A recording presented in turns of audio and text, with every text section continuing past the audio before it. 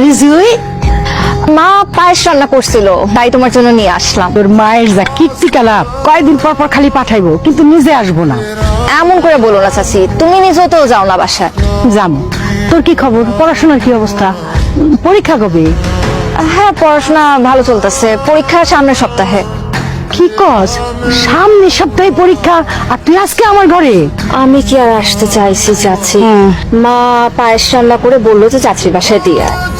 হ্যাঁ, চাচি, ফরিদ ভাইয়া দেখতেছিল যে বাড়িতে নাই।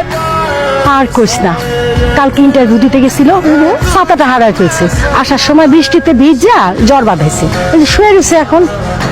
আয় ঘরে আয়।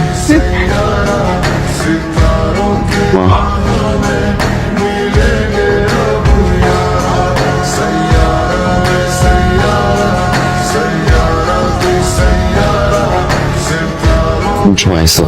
কিছুক্ষণ আগে। পায়েস খান। ইচ্ছা করতেছে না। আমি নিয়ে আসছি, আমি খাওয়াই দিতেছি। আমি বললাম না আমি খাওয়াই দিতেছি। খুব আসছে হিরোগিরি দেখাইতে। আমি বলছিলাম নিজে বৃষ্টিতে ভিজে তার সাথে আমাকে দিয়ে দিতে, জ্বর আসছে, খুব ভালো লাগতেছে না এখন। এত রাতে আসতে গেছো কেন? আমার ইচ্ছা। আপনার কোনো সমস্যা? খেয়াল রাখতে গেলে দোষ। খুব আসছে আমার খেয়াল রাখতে। আমি আপনাকে বলছি আমার খেয়াল রাখতে। কিছু বলতে পারে না, আবার খুব বড় করে খেয়াল রাখতে।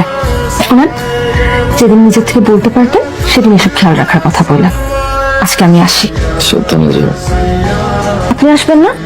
উঠুন, আমাকে গেট পর্যন্ত আগায় দিবেন। খুব হয়েছে একটা।